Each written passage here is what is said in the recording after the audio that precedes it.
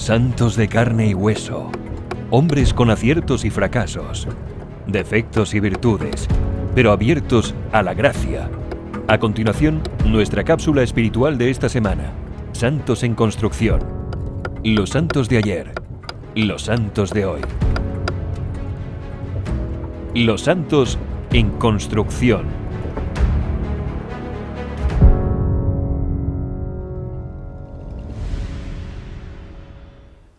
¿Qué es necesario para alcanzar la santidad? Querer.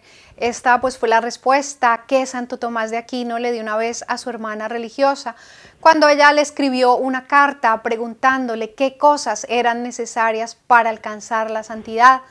Tomás de Aquino era ya en ese entonces un reconocido teólogo. Lo más probable es que su hermana esperaba algún tratado sobre la santidad, pero él de la forma más simple le contestó que para ser santo se necesita solo querer. Y es que querer ser santo debe ser la meta más anhelada por nosotros los católicos. El Señor nos invita a que participemos de su propia santidad y asistidos por su gracia a que perseveremos en este deseo como lo hizo Santo Tomás de Aquino, que es nuestro santo modelo de esta semana, considerado por muchos como el genio más grande de la Iglesia Católica. Además de santo, fue teólogo, filósofo, doctor de la Iglesia. También hoy se le conoce como el doctor angélico por su pureza de mente y cuerpo. Tomás de Aquino nació en 1925 en una familia de la nobleza italiana, en el castillo familiar de Rocaseca en Italia. Fue el hijo menor de 12 hijos. A los 5 años fue enviado a estudiar cerca del castillo al monasterio benedictino de Montecassino, donde su tío era el abad. Sus padres querían que él entrara a la orden benedictina con la esperanza que, al igual que su tío, llegara a ser un abad poderoso. Fue muy consagrado a sus estudios, se caracterizaba por ser reflexivo, de pocas palabras y muy dedicado a la oración. En 1239 tuvo que regresar con su familia después que el emperador Federico II declaró la expulsión de los monjes. Continuó por 5 años en la Universidad de Nápoles, donde sobresalió por su prodigiosa inteligencia. Aquí nació su gusto por la filosofía de Aristóteles. Lo que Tomás de Aquino hizo es reinterpretar y adaptar a Aristóteles en función de los preceptos cristianos. Conoció a los padres dominicos, una comunidad pobre de frailes mendicantes recién fundada, y en 1244, a la edad de 19 años, entró a la orden, pero su familia se opone. Su madre hizo que su hermano lo capturara y lo mantuvieron en casa por 2 años para hacerlo cambiar de opinión. Durante este encierro, él permaneció orando, estudiando teología y las escrituras. Sus hermanos, al ver que no lograban que Tomás abandonase la vocación, le envían una mujer para que intentara seducirlo. El joven la confronta con un tesón encendido y la amenaza con quemarla si intentaba acercarse. La mujer pues huye. Finalmente sus familiares lo dejaron en libertad para entrar a la orden de los dominicos. Él dejó una vida de nobleza y su riqueza para ser un pobre fraile dominico. Tomás estudió en París, en Colonia, bajo la tutela de San Antonio Magno, y permaneció bajo su dirección por los 3 siguientes años. Los compañeros de estudio, al ver a Tomás silencioso, se burlaban de él y le pusieron como apodo el buey mudo. Un día uno de sus compañeros leyó los apuntes de Tomás y se los presentó a San Alberto, quien al leerlos dijo a los estudiantes: «Ustedes lo llaman buey mudo, pero este buey llenará un día con sus mugidos el mundo entero». Y así pues fue. Su trabajo ayudó a definir y articular muchas doctrinas católicas, además de armonizar la fe con la razón humana. Tomás pasaba horas en oración y tenía un profundo amor a la Santísima Virgen María y a la Eucaristía. Él escribió: «La Eucaristía nos transforma en el que nos alimenta, en el mismo Cristo». Tomás de Aquino nos dejó muchas ideas valiosas sobre la doctrina eucarística. Fue precisamente él quien propuso la idea de la transubstanciación para explicar lo que sucede durante la consagración en la misa. Él escribió: No hay lengua capaz de explicar las dulzuras de este sacramento, pues en la Sagrada Comunión bebemos la dulzura en la propia fuente.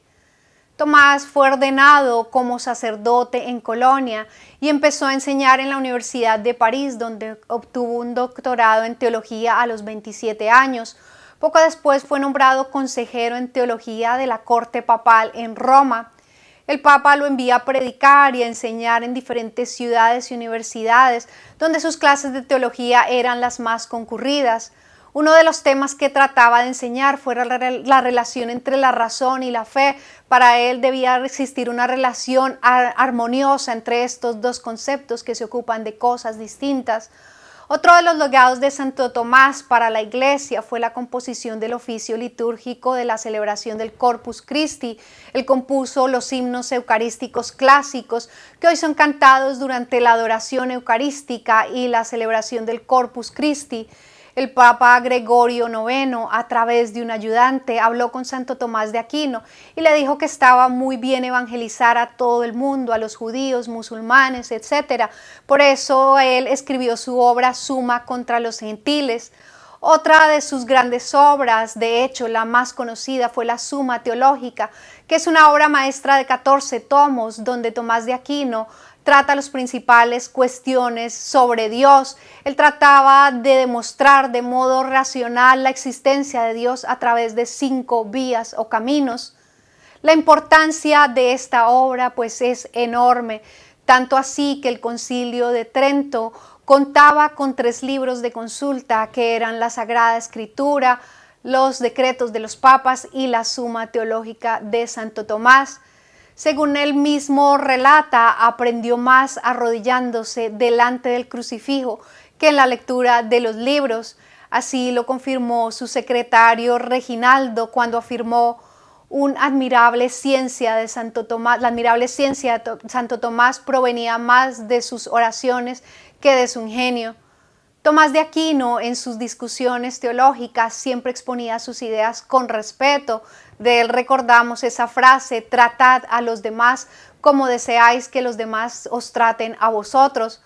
Santo Tomás fue encargado de escribir tratados acerca de la Santísima Virgen María y de Jesús Eucarístico.